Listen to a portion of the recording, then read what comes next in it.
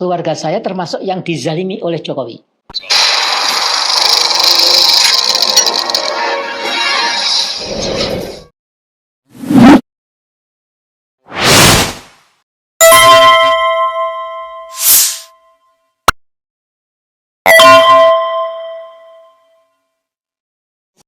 Anak sulung saya, Ahmad Hanafi Rais, oleh rezim Jokowi pernah mau dibunuh dengan plotting yang cukup rapih. Hanafi dari Jogja mau pulang ke Jakarta pada tanggal 18 Oktober tahun 2020.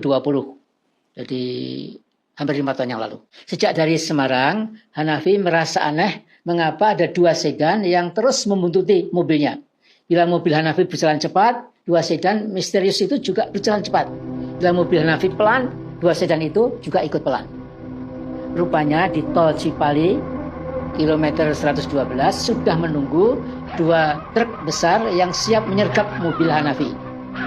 Tentu 2 sedan yang dinaiki oleh manusia iblis itu selalu berkomunikasi dengan manusia iblis yang lain yang mengendarai 2 truk besar dan siap membunuh anak sulung saya. Nah, pada pukul 2.20 pagi hari, truk besar yang sudah menunggu dengan kecepatan tinggi menyalip mobil Hanafi, dan truk yang satunya lagi mengejar mobil Hanafi, dan mendadak truk yang berada di depan mengerem secara tiba-tiba. Taruhan saja mobil Hanafi menabraknya dan truk yang di belakang menyeruduk menghancurkan bagian belakang mobil Hanafi. Sayang, Hanafi tidak memasang seatbelt mobilnya sehingga wajahnya terantuk keras ke kursi depannya.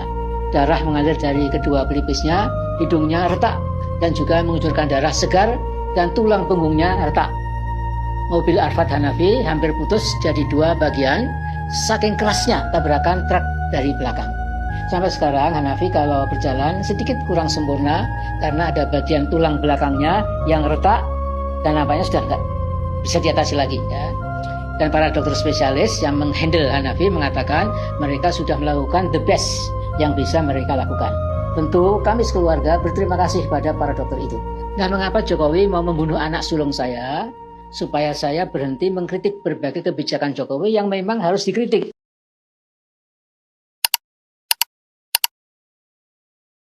Assalamualaikum warahmatullahi wabarakatuh. Pemirsa, bikin shock, sangat mengejutkan sekali ya kebiadaban dari rezim Jokowi ini.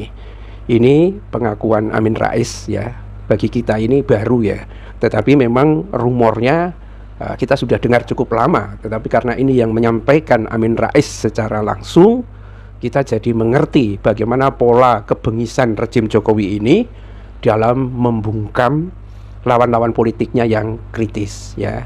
Ini pengakuan Amin Rais bahwa keluarga saya mau dihabisi rezim Jokowi ya. Dan kenapa sampai seperti itu?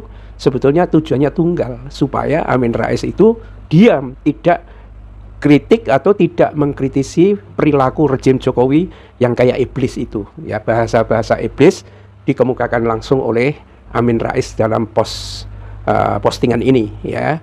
Manusia-manusia iblis yang memang mengancam jiwa anaknya Hanafi Rais, anak sulungnya. Kejadiannya sebetulnya tahun 2020 Oktober, kata Amin Rais ya. Peristiwanya yaitu mau dihabisin di jalan. Ini pola yang hampir mirip dengan apa yang dialami oleh Habib Rizik ya. Habib Rizik ini juga setelah keluar rumah ya, mau mengisi pengajian, cuma bedanya Hanafi Rais ini tidak dikawal, bisa jadi, sehingga bisa dengan mudah ditarget secara persis. Nah, sementara Habib Rizik itu dikawal oleh 2 mobil lainnya ya. 2 mobil lainnya inilah yang bisa menghalangi mobil-mobil polisi itu untuk mengejar Habib Rizik itu. Tapi akibatnya apa? 6 syuhada FPI itu tewas ya, mengenaskan, disiksa, ditembak, disayat-sayat, kan begitu kan? Cuma tanya aja sama si Mahfud MD itu ya, dia yang membela rezim Jokowi saat itu kan ya, karena dia berada dalam rezim. Sekarang mungkin agak beda dikit lah Mahfud MD itu ya, tetapi hal yang hampir sama juga kejadian di Amin Rais. Kenapa memilihnya di jalan? Ya kan? Kenapa nggak di rumahnya? Bisa jadi memang kalau di jalan ya, itu ada alibi bagi aparat keamanan dan lain sebagainya. Oh, ini kecelakaan. Itu. Oh, ini kecelakaan. Tetapi ketika dibuntutin dari Semarang sampai ke tol Cipali, 2 sedan yang menggiring terus ya supaya itu tidak lepas, kemudian di Cipali sudah disiapkan 2 truk, yang satu memang sengaja untuk menghadang, satu nyeruduk, dan kejadian sampai akhirnya luka parah ya, berdarah itu kepalanya Hanafi Rais. Jelas bahwa ini adalah pembunuhan berencana ya. Pola yang agak berbeda dilakukan terhadap Bambang Tri. Jadi ketika Bambang Tri sudah menyebut tentang bagaimana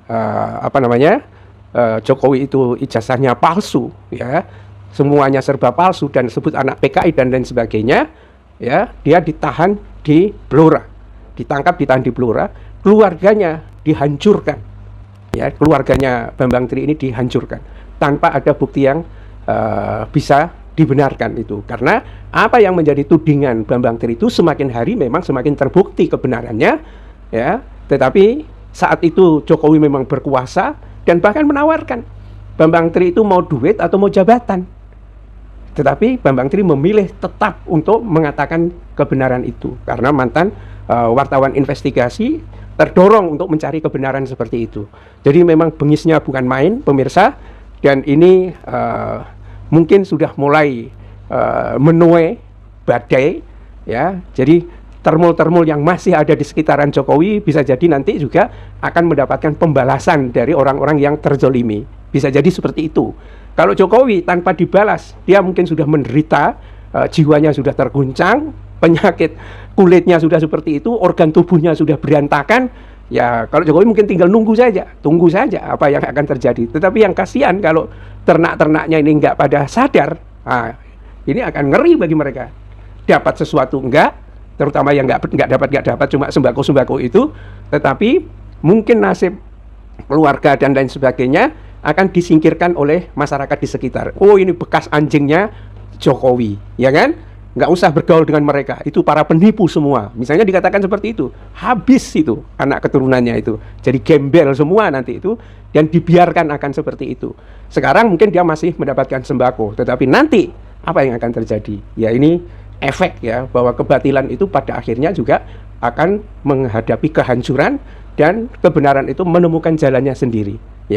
Ya siapa sangka kemudian Bambang Tri yang akhirnya yang dipenjara itu mengundang orang-orang seperti Roy Suryo, Dr. Tifa, bahkan Rismond Sianipar yang akhirnya berbicara lantang tentang ijazah Jokowi. Tidak berhenti di situ. Ternyata Betor Suryadi, orang kepercayaannya Taufik Kimas, juga berbicara lantang berkenaan dengan persoalan Jokowi yang tidak ada dokumennya.